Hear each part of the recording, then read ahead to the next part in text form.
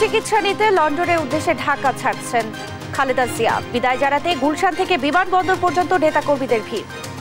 কোনোদিন জনগণকে ফেলে রেখে বিদেশে পলায়ন করেননি এবং কোনোদিন স্বৈরাচারের সাথেও আপোষ করেনি। যে বেগম খালেদা সুস্থ হয়ে দেশের ফিরে এসে দেশের কল্যাণে উনি কাজ করবেন। জুলাই আগস্ট গণহত্যা এবং গুমে জড়িত শেখ হাসিনা সহ ৯৭ জনের পাসপোর্ট বাতিল। ১৫ জানুয়ারির মধ্যে প্রতিবেদন দেবে ৫টি কমিশন। দ্রুত নির্বাচনী রোডম্যাপ না দিলে বিপদ দেখছে বিএনপি।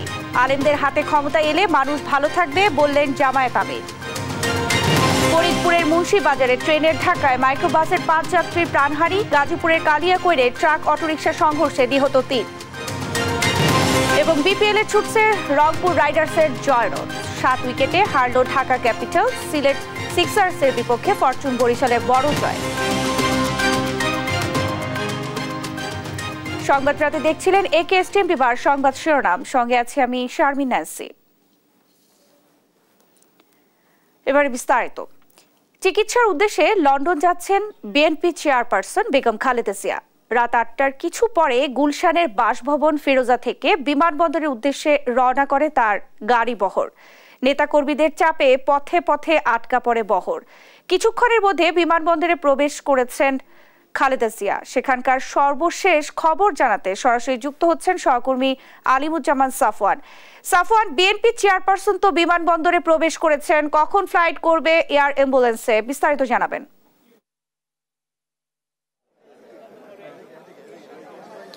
এই মুহূর্তে আমি রয়েছি হযরত শাহজালাল বিমানবন্দরের যে ৮ নম্বর গেট, যেটি কার্গো গেট হিসেবে পরিচিত, সেই গেটে কিছুক্ষণ আগে 10:51 বিএনপি চেয়ারপারসন বেগম খালেদা জিয়া তিনি এই গেটটি দিয়ে প্রবেশ করেছেন।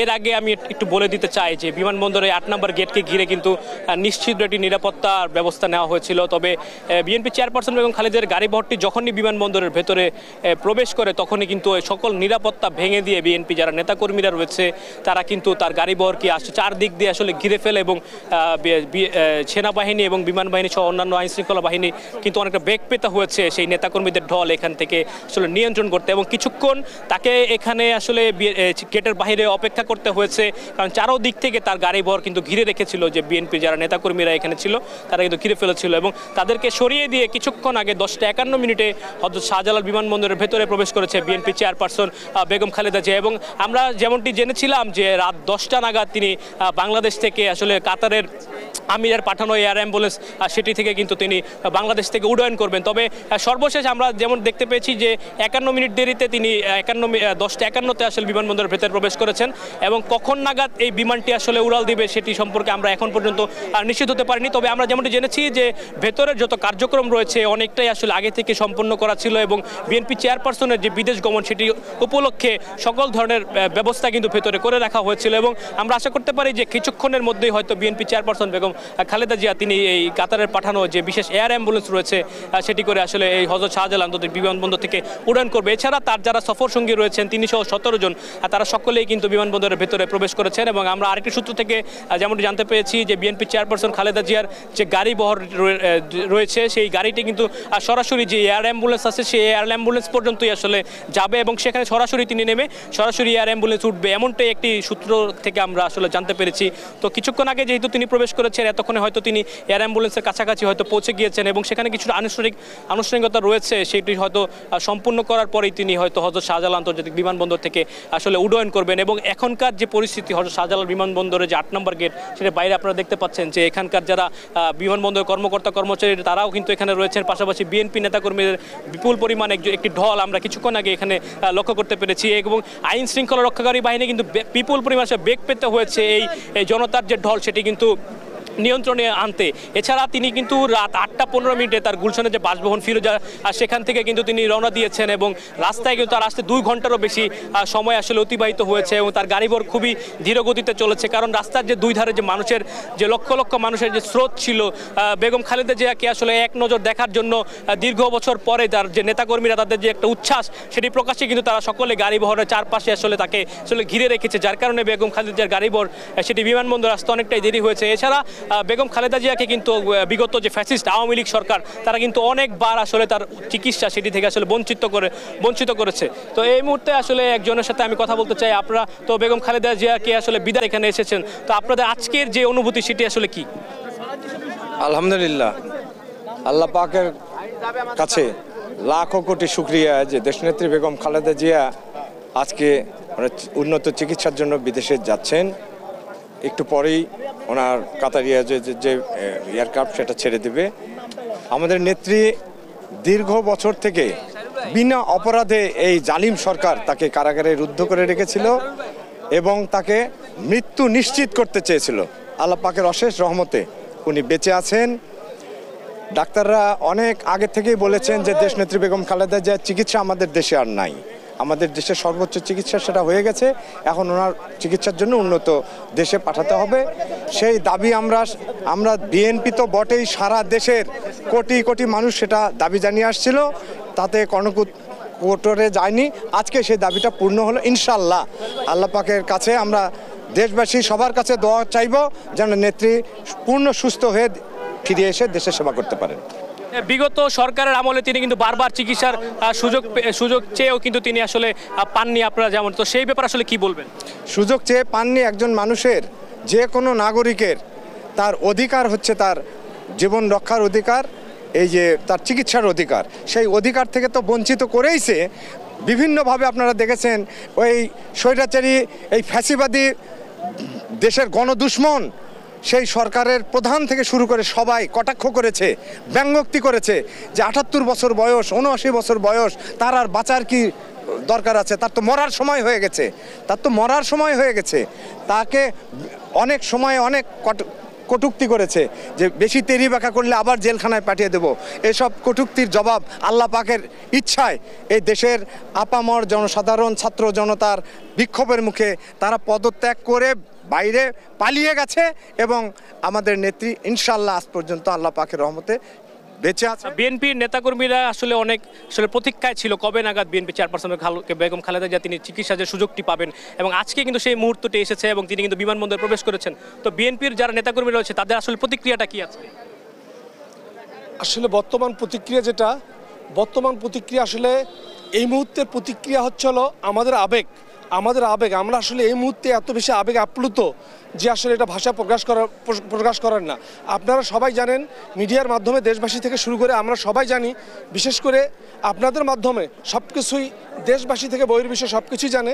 111 সরকার থেকে যে সরকার জনগণের তুমুল আন্দোলন এবং শত শত জীবনের বিনিময়ে আজকে এই ফ্যাসিস্ট হাসিনা এই দেশ থেকে পালিয়ে যাওয়ার পূর্ব মুহূর্ত পর্যন্ত আমাদের প্রাণপ্রিয় নেত্রী দেশনেত্রী বেগম খালেদা জিয়া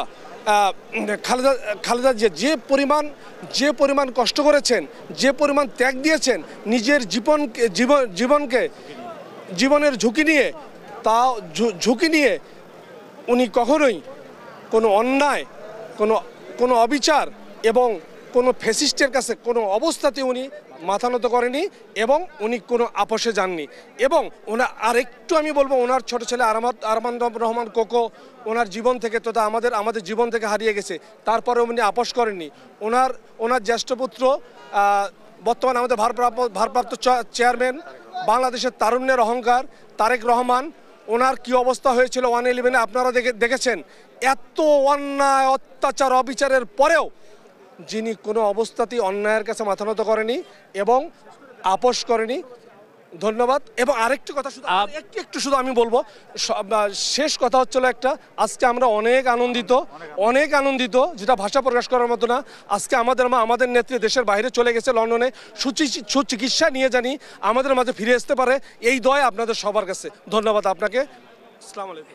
তিনি যেমনটি বলছিলেন যে বেগম খালেদা জিয়া তার চেয়ে কনিষ্ঠ পুত্র আরাফাত রহমান কোকো তাকে কিন্তু হারিয়েছেন। এবং আজকে আরেকটি খবর যে খুশি সংবাদ বিএনপি নেতাকর্মীদের জন্য এবং দেশবাসীর জন্য, সেটি হচ্ছে দীর্ঘ 7.5 বছর পর কিন্তু বেগম খালেদা জিয়া তারেক রহমানের সাথে লন্ডনে দেখা করার কথা রয়েছে। এবং বিমানবন্দরে, লন্ডনে যে হিথ্রো বিমানবন্দর, সেখানে কিন্তু বেগম খালেদা জিয়াকে আসলে বরণ করার জন্য তার যে পুত্র বিএনপির ভাইস চেয়ারম্যান তারেক রহমান তিনি কিন্তু সহস্তিক সেখানে উপস্থিত থাকবেন এবং সেখানেও কিন্তু তাকে একটি সংবর্ধনা দেওয়া হবে বলে আমরা জানতে পেরেছি। তো এই ছিল আসলে হযরত শাহজালাল আন্তর্জাতিক বিমানবন্দর থেকে বেগম খালেদা জিয়ার বিদেশ যাত্রা সর্বশেষ। সাফওয়ান, আপনাকে ধন্যবাদ। দর্শক, বিমানবন্দর থেকে আমাদের সঙ্গে যুক্ত হয়েছিলেন সহকর্মী আলিমুজ্জামান সাফওয়ান। বিএনপি চেয়ারপারসন বেগম খালেদা জিয়ার বিরুদ্ধে জিয়া অরফানেজ ট্রাস্ট দুর্নীতি মামলায় 10 বছরের সাজার বিরুদ্ধে আপিলের পরবর্তী শুনানি আগামীকাল মঙ্গলবার সকালে প্রধান বিচারপতি ডক্টর সৈয়দ রেফাত আহমেদের নেতৃত্বাধীন আপিল বেঞ্চে শুনানি শুরু হয়। আদালতে বেগম খালেদা জিয়ার পক্ষে শুনানি করেন ব্যারিস্টার কায়সার কামাল। তার সঙ্গে ছিলেন জ্যেষ্ঠ আইনজীবী জয়নুল আবেদিন, ব্যারিস্টার মাহবুব উদ্দিন খোকন ও ব্যারিস্টার রুহুল কুদ্দুস কাজল। এর আগে গেল 11 নভেম্বর জিয়া অরফানেজ ট্রাস্ট দুর্নীতি মামলায় 10 বছরের সাজার বিরুদ্ধে Khaleda Zia leave to appeal মঞ্জুর করেন আপিল বিভাগ। একই সঙ্গে খালেদা জিয়াকে দেয়া 10 বছরের সাজা স্থগিত করেন আদালত। পাশাপাশি আপিলের সারসংক্ষেপ 2 সপ্তাহের মধ্যে দাখিলের নির্দেশ দেয়া হয়। জুলাই আগস্ট গণহত্যায় জড়িত সাবেক প্রধানমন্ত্রী শেখ হাসিনা সহ ৪৫ জন এবং গুমের সঙ্গে জড়িত 22 জনের পাসপোর্ট বাতিল করেছে অন্তর্বর্তী সরকার। প্রধান উপদেষ্টার প্রেস উইকের ব্রিফিংয়ে আরও জানানো হয় 15 জানুয়ারির মধ্যে প্রতিবেদন জমা দিবে 5টি সংস্কার কমিশন। এছাড়া পাসপোর্ট নিয়ে প্রবাসীদের জন্য সুসংবাদও জানানো হয়। আরও জানাচ্ছেন জান্নাতুল মোহনা। পাসপোর্ট নিয়ে প্রবাসীদের জটিলতা নিরসনে উদ্যোগ নিয়েছে অন্তর্বর্তী সরকার। বুধবার থেকে প্রবাসীদের পাসপোর্ট পাওয়ার ক্ষেত্রে SMS সার্ভিস চালু হবে। মঙ্গলবার সন্ধ্যায় সাপ্তাহিক সংবাদ সম্মেলনে কথা জানান প্রধান উপদেষ্টার ডেপুটি প্রেস সচিব আবুল কালাম আজাদ মজুমদার। আগামীকাল থেকে এই পাসপোর্ট পাওয়ার ক্ষেত্রে এই SMS সার্ভিসটা বিদেশেও চালু হবে প্রবাসী বাংলাদেশিদের জন্য। ডেলিভারির জন্য যখন পৌঁছানো হবে তখনই ওনারা যে নাম্বারটা পাসপোর্টের আবেদনের সাথে দেবেন সেখানে একটা SMS পৌঁছে যাবে, ওনাদের পাসপোর্টটা ডেলিভারির জন্য প্রস্তুত। এর ফলে ওনাদের এই সংক্রান্ত কিছু হয়রানি কমে আসবে বলে আমরা আশা করি। এ সময় শেখ হাসিনা সহ জুলাই কিলিংয়ে জড়িত 75 জন এবং গুমে জড়িত 22 জনের পাসপোর্ট বাতিল করার কথা জানান ডেপুটি প্রেস সচিব। যারা গুম এবং হত্যা এগুলোর সাথে জড়িত এরকম 22 জনের পাসপোর্ট বাতিল করা হয়েছে এবং জুলাই কিলিংয়ের পরে জুলাই কিলিংয়ের সাথে জড়িত, জুলাই কিলিংয়ের সাথে অভিযুক্ত, জুলাই কিলিংয়ের জন্য এরকম 75 জনের পাসপোর্ট বাতিল করা হয়েছে। এর মধ্যে আমাদের সাবেক প্রধানমন্ত্রী শেখ হাসিনাও রয়েছেন। আর প্রেস সচিব শফিকুল আলম জানান 6টি সংস্কার কমিশনের মধ্যে 5টি কমিশন 15 জানুয়ারি প্রতিবেদন জমা দিবে। 6টা কমিশনের মধ্যে 5টা কমিশন 15 তারিখের তাদের রিপোর্টগুলো জমা দিবে। এবার বাংলাদেশে ছাপানোর কারণে পাঠ্য বই বিতরণের সময় লাগছে জানিয়ে অন্তর্বর্তী সরকারের পক্ষ থেকে দুঃখ প্রকাশ করেন তারা। জান্নাতুল মোহনা, দেশ টিভি, ঢাকা। রাজনৈতিক দলগুলো সব সংস্কার না চাইলে আগামী ডিসেম্বরের মধ্যে নির্বাচন হবে বলে জানিয়েছেন প্রধান উপদেষ্টার প্রেস সচিব শফিকুল আলম। মঙ্গলবার বিকেলে কৃষিবিদ ইনস্টিটিউশনে রাজনীতি অভিমুখ সংস্কার ও নির্বাচন নিয়ে মত বিনিময় সভায় কথা জানান তিনি। এ সময় -2 বা কাউকে বাদ দেওয়ার চিন্তা সরকারের নেই বলেও জানান প্রেস সচিব। নাফিয়া ফারজানা রিপোর্ট। মঙ্গলবার বিকেলে কৃষিবিদ ইনস্টিটিউশনের রাজনীতি অভিমুখ সংস্কার ও নির্বাচন নিয়ে মতবিনিময় সভা অনুষ্ঠিত হয়। এতে প্রধান অতিথি ছিলেন প্রধান উপদেষ্টার প্রেস সচিব শফিকুল আলম। অনুষ্ঠানে সাংবাদিকদের তিনি জানান, রোডম্যাপ দেয়া হয়েছে। যদি রাজনৈতিক দলগুলো মনে করে সব সংস্কারের প্রয়োজন নেই তাহলে এ বছরের ডিসেম্বরের মধ্যে নির্বাচন হবে। গভর্নমেন্ট একটা রোডম্যাপ দিয়েছে এবং দুইটা ব্রড একটা টাইমলাইন দিয়েছে। একটা হচ্ছে যে যদি পলিটিক্যাল পার্টিগুলো মনে করে যে তারা খুব বেশি রিফর্ম চাবে না তাহলে আমরা এই বছরের ডিসেম্বরের মধ্যে একটা ইলেকশন করব। আর যদি পলিটিক্যাল পার্টিগুলো মনে করেন যে না এটা একটা ইন্টারিম গভর্নমেন্ট, একে দিয়ে আমি অনেকগুলো রিফর্মের কাজ করিয়ে নেই, আরো আমার রিফর্মটা লাগবে, সেক্ষেত্রে আমরা কি করব, আমরা আরো 6 মাস আমরা সময় নেব। এছাড়াও তিনি বলেন, সংস্কার নিয়ে 6 কমিশন 15 জানুয়ারি প্রতিবেদন জমা দেবে। জাস্ট 15 তারিখে আমরা আশা করছি যে অনেকগুলো মোট 5টা কমিশনের রিপোর্ট আমরা পাবো, সেগুলো নিয়ে ইভেন্চুয়ালি ডায়ালগ হবে এবং ডায়ালগের পরে আমরা এই যে আগামী 50, 60, 100 বছরে যে বাংলাদেশটা চাই সেই বাংলাদেশটার বীজ কি আমরা এই ডায়ালগে রোপণ করতে পারবো। -2 ফর্মুলা নিয়ে সরকারের চিন্তা নেই। সরকার দায়িত্ব নেওয়ার পর থেকে কাউকে মাইনাস করতে চায় বা বাদ দিতে চায় এমন কোনো উদ্দেশ্য নেই বলে জানান প্রধান উপদেষ্টার প্রেস সচিব। নাফিয়া ফারজানা, দেশ টিভি, ঢাকা। দ্রুত নির্বাচনের রোডম্যাপ না দিলে বিপদ বাড়বে বলে মন্তব্য করেছেন বিএনপি চেয়ারপারসনের উপদেষ্টা জয়নুল আবেদিন ফারুক। আর বিএনপির ভাইস চেয়ারম্যান শামসুজ্জামান দুদু ভারত বাংলাদেশে নির্বাচিত সরকারের শক্ত অবস্থান চায় না মন্তব্য করে অন্তর্বর্তী সরকারকে ভারতের ফাঁদে পা না নেয়ার আহ্বান জানান। মঙ্গলবার সকালে জাতীয় প্রেস ক্লাবে দুটি আলাদা প্রতিবাদ সমাবেশে যুক্ত হয়ে এসব কথা বলেন তারা। বিস্তারিত ফাহিম ইউসুফের প্রতিবেদনে। মঙ্গলবার সকালে জাতীয় প্রেস ক্লাবের সামনে ধর্মের নামে রাজনীতি ও নির্বাচন নিয়ে নানা ষড়যন্ত্রের প্রতিবাদে সমাবেশ করে তৃণমূল গণ আন্দোলন। এতে অংশ নেন বিএনপি নেতারা। এ সময় দ্রুত নির্বাচনী রোডম্যাপ না দিলে বিপদ আরও বাড়বে বলে হুঁশিয়ার করেন বিএনপি চেয়ারম্যান উপদেষ্টা জয়নুল আবেদিন ফারুক। আর ধর্মকে কেন্দ্র করে রাজনৈতিক দলের সংখ্যা বাড়ছে মন্তব্য করে বলেন, দলের সংখ্যা না বাড়িয়ে সংস্কার ও নির্বাচনের দিকে মনোযোগ দিতে হবে। দেরি করলে আবার অনেক ক্ষতি হয়ে যাবে। ষড়যন্ত্র পিছিয়ে লেগে আছে। অনতি বিলম্বে দেশের নির্বাচনের তফসিল ঘোষণা করুন। ধর্ম নিয়ে হানাহানি, ধর্ম নিয়ে বাড়াবাড়ি, এর চেয়ে বেশি প্রয়োজন হচ্ছে যার যার ধর্ম সুন্দরভাবে পালন করা। দেশের মূল সমস্যা একটি গণতান্ত্রিক সরকারের দিকে মনোযোগ দেয়া। একই স্থানে ফেলানী হত্যা দিবস উপলক্ষে দেশ বাঁচাও মানুষ বাঁচাও আন্দোলন আয়োজিত নাগরিক সমাবেশে উপস্থিত হয়ে বিএনপির ভাইস চেয়ারম্যান শামসুজ্জামান দুদু অন্তর্বর্তী সরকারের প্রতি আহ্বান জানিয়ে বলেন, ভারতের পাতা ফাঁদে পা না দিয়ে দ্রুত নির্বাচন ব্যবস্থা করুন। সহযোগিতা করে যাতে নির্বাচিত সরকার পারে, ভালো ভোট না হয় এটা তারা চেষ্টা করছে। আমি বর্তমান সরকারকে বলবো ওই ফাঁদে আপনারা পা যেন না দেন, ওই ফাঁদে পা দেওয়া যাবে না। জুলাই গণ অভ্যুত্থানের হত্যাকারী আখ্যা দিয়ে শেখ হাসিনাকে ফেরত দিতে ভারতের প্রতি আহ্বান জানান তিনি।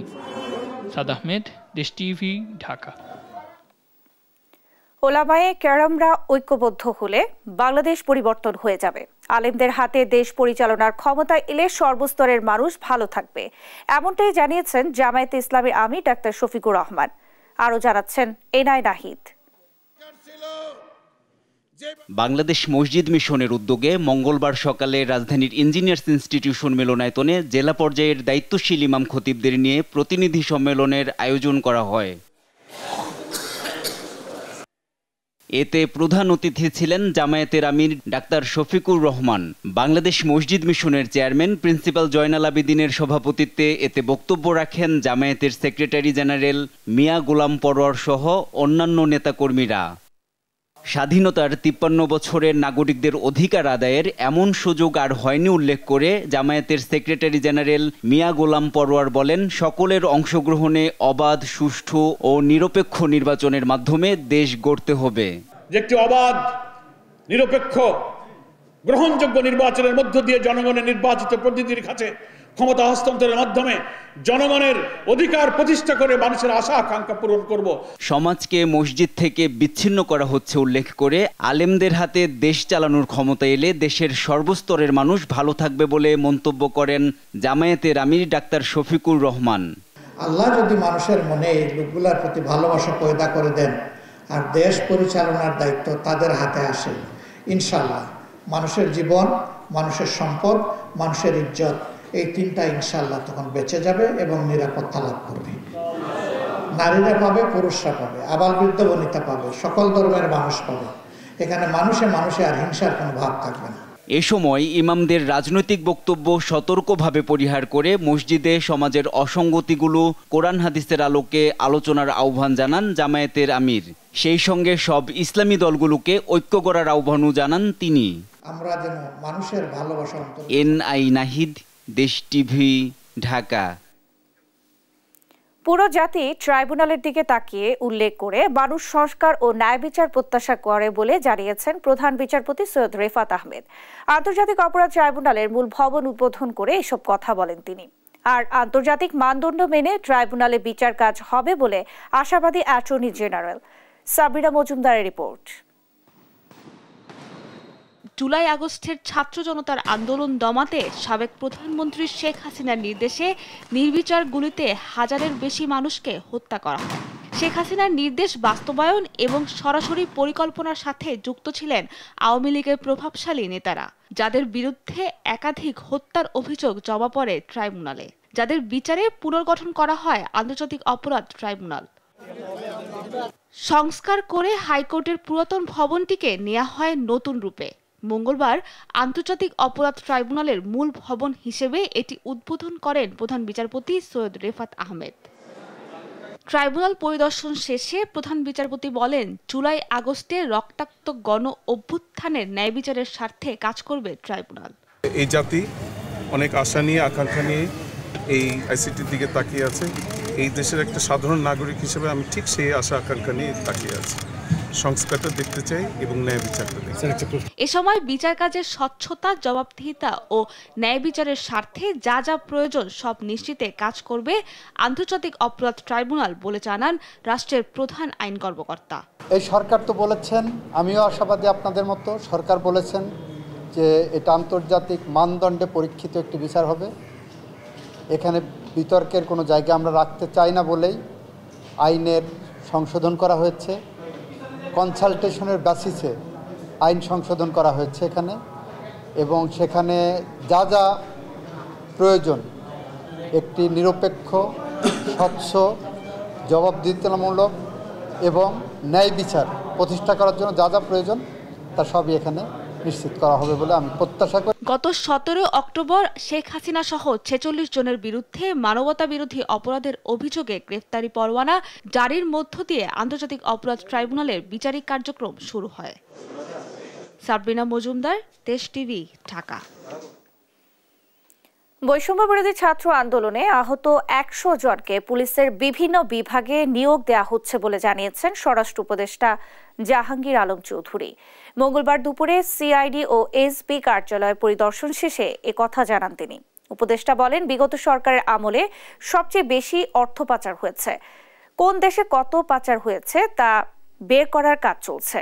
হাসান মাহমুদের রিপোর্ট। বৈষম্য বিরোধী আন্দোলনে আহত ও পঙ্গুত্ব বরণ করেছেন এমন শিক্ষার্থী ও সাধারণ জনতার কর্মসংস্থানের উদ্যোগ নিয়েছে সরকার। এরই অংশ হিসেবে পুলিশের বিশেষ শাখা সিআইডি ও এসবিতে 100 জনের কর্মসংস্থান হচ্ছে। মঙ্গলবার দুই সংস্থার দপ্তর পরিদর্শন শেষে একথা জানান স্বরাষ্ট্র উপদেষ্টা জাহাঙ্গীর আলম। সবাইকে তো সব জায়গায় দেওয়া যাবে না, যে জায়গায় যাকে দেওয়া যায় ওই জন্য আমরা তাদের একটা কর্মসংস্থানের ব্যাপারে আমরা আলোচনা হয়েছে এবং আমরা খুব তাড়াতাড়ি হয়তো তাদের থেকে কিছু আমরা নিব, যারা আল্লাহ দিলে তাড়াতাড়ি সুস্থ হয়ে গেছে।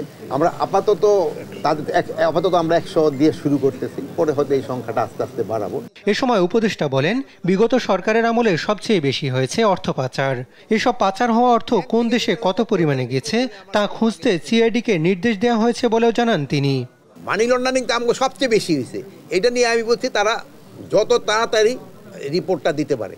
এখন হলে যদি তারা ইনভেস্টিগেশনে করে সময় ক্ষেপণ করে কোনো লাভ নাই। আমি একটা রিপোর্ট চাই যে কারা কারা এটার সাথে জড়িত। এখন আমি ওই যদি ইনভেস্টিগেশন করতে আমার 1.5-2 বছর 3 বছর চলে যায়, ওইটার তো কোনো কার্যকরিতাই থাকে না সেই সময়। এই জন্য ওনাকে ইনস্ট্রাকশন দেওয়া যত তাড়াতাড়ি সম্ভব। দিনক্ষণ অবশ্য ঠিক করে দেওয়া হয় না, আজই সব ছিল, আমরা ওনাদের বলে দিচ্ছি। এ সময় উপদেষ্টা বলেন, আইন শৃঙ্খলা প্রতিষ্ঠায় সর্বোচ্চ চেষ্টা করছে সরকার। নানা প্রতিবন্ধকতায় কিছুটা দেরি হলেও আন্তরিক সরকার। আইন শৃঙ্খলা পরিস্থিতি এখন যেটা আছে এর আরও উন্নতি হতে হবে, এটা আমাদের আশা এবং আপনাদেরও আশা, এবং আমরা এইটা যেন আরও উন্নতি হয় এই জন্য কিন্তু আমরা সবসময় চেষ্টা করে যাচ্ছি। 5 আগস্টের পর 3 দিন সরকার না থাকায় বেশিরভাগ অপরাধী পালিয়েছে। তবে সরকার গঠনের পর কাউকে পালাতে দেওয়া হয়নি বলেও দাবি করেন উপদেষ্টা। ওই সময় অনেক পালায় গেছে, বাট এরপরে গেছে কিনা আপনারা দেখেন। হাসান মাহমুদ, দেশ টিভি, ঢাকা। ফরিদপুর ও গাজীপুরে সড়ক দুর্ঘটনায় নিহত হয়েছেন 8 জন। মঙ্গলবার দুপুর 12টার দিকে ফরিদপুরের সদর মুন্সিবাজার এলাকায় মাইক্রোবাসকে ধাক্কা দেয় একটি ট্রেন। এতে ঘটনাস্থলে মৃত্যু হয় 3 জনের, আহত হন অন্তত 5 জন। পরে হাসপাতালে নিলে মৃত্যু হয় আরও 2 জনের। এদিকে বিকেলে গাজীপুরের কালিয়াকৈর উপজেলার কাঞ্চনপুর এলাকায় ট্রাক ও অটোরিকশার সংঘর্ষে 3 জন নিহত হয়েছেন এবং 1 জন গুরুতর আহত হয়েছে। স্থায়ী ক্যাম্পাস ও ট্রাস্টি বোর্ডের চেয়ারম্যানের পদত্যাগ সহ 9 দফা দাবিতে সচিবালয়ের সামনে অবস্থান নেওয়া প্রাইম এশিয়া ইউনিভার্সিটির শিক্ষার্থীদের ছত্রভঙ্গ করে দিয়েছে পুলিশ। পুলিশ জানায়, শিক্ষার্থীরা সচিবালয়ের ভেতরে ঢুকে দরজা জানালা ভাঙচুরের চেষ্টা করলে পুলিশ তাদের ছত্রভঙ্গ করে দেয়। পুলিশ লাঠিপেটা ও ফাঁকা গুলি ছুড়লে ছাত্ররা সচিবালয়ের সামনে থেকে চলে যায়। এই সময় দুপক্ষের সংঘর্ষে পুলিশের রমনা বিভাগের উপ কমিশনার মাসুদুর রহমান সহ কয়েকজন আহত হয়। বিশ্ববিদ্যালয়ের স্থায়ী ক্যাম্পাসের দাবিতে ডিসেম্বরের শেষের দিকেও ঢাকার কামাল আতাতুর্ক সড়ক অবরোধ করে বিক্ষোভ করেন প্রাইম এশিয়ার শিক্ষার্থীরা। আন্দোলনের মুখে পদত্যাগ করেন উপাচার্য অধ্যাপক শুভময় দত্ত। সরকারি কর্মকর্তা কর্মচারীদের দ্বৈত নাগরিকত্বের তথ্য চেয়ে সব মন্ত্রণালয়ে চিঠি দিয়েছে দুর্নীতি দমন কমিশন। আলাদা অভিযোগে মাগুরার সাবেক সংসদ সদস্য সাইফুজ্জামান শেখর ও তার স্ত্রী এবং গাইবান্ধার সাবেক এমপি আবুল কালাম আজাদ ও তার স্ত্রীর বিরুদ্ধে মামলা করেছে দুদক। ফজলে আদিত্যের প্রতিবেদন। সরকারি সব মন্ত্রণালয় অধিদপ্তরে যে সকল দ্বৈত নাগরিকত্বের কর্মকর্তা কর্মচারীরা কাজ করছেন তাদের অনেকেই মানি লন্ডারিং অপরাধের সাথে জড়িত থাকার অভিযোগ উঠেছে বিগত সময়ে। মানি লন্ডারিং অপরাধ নির্মূল ও অপরাধীদের শনাক্তে দুর্নীতি দমন কমিশন থেকে বিভিন্ন মন্ত্রণালয়ে চিঠি দিয়ে এসব কর্মকর্তাদের তথ্য চেয়েছে দুদক। মঙ্গলবার দুর্নীতি দমন কমিশনের প্রধান কার্যালয়ে ব্রিফিংয়ে এসব তথ্য জানান সংস্থাটির মহাপরিচালক আক্তার হোসেন। কারা কারা এই ধরনের দ্বৈত নাগরিকত্ব রয়েছেন, তারা কোনো ধরনের মানি লন্ডারিং অপরাধ বা অন্যান্য দুর্নীতির সাথে সম্পৃক্ত আছেন কিনা সেই বিষয়ে আমরা যাচাইয়ের জন্য এই তথ্যাদি আমরা সংগ্রহ করছি। এদিকে মাগুরা 1 আসনের সাবেক সংসদ সদস্য সাইফুজ্জামান শেখর ও তার স্ত্রীর বিরুদ্ধে 7টি ব্যাংক অ্যাকাউন্টে 11 কোটি টাকার তথ্য গোপনের মামলা দিয়েছে সংস্থাটি। প্রায় 11 কোটি টাকার মতো সন্দেহজনক লেনদেন ও অস্বাভাবিক লেনদেনের প্রাপ্ত অর্থ সম্পত্তির অবৈধ উৎস গোপন বা আড়াল করার উদ্দেশ্যে স্থানান্তর, রূপান্তর এবং হস্তান্তরের দায়ে একটি মামলা রুজুর সিদ্ধান্ত গৃহীত হয়েছে। সেই সঙ্গে একই অভিযোগে গাইবান্ধা 4 আসনের সাবেক সংসদ সদস্য আবুল কালাম আজাদ ও তার স্ত্রীর বিরুদ্ধে মামলা করেছে দুর্নীতি দমন কমিশন। ব্যক্তিগত এবং ব্যবসায়িক 7টি অ্যাকাউন্টের মাধ্যমে 40 কোটি টাকারও বেশি অস্বাভাবিক লেনদেনের অভিযোগে আজই মামলা রুজু হবে। ফরিদপুরের সাবেক পুলিশ সুপার শাহজাহানের বিরুদ্ধে ক্ষমতার অপব্যবহার করে 1.5 কোটি টাকার বেশি সম্পদ অর্জনের অভিযোগে মামলা করা হয়েছে বলেও জানানো হয়। ফজলে আদিত্য, দেশ টিভি, ঢাকা।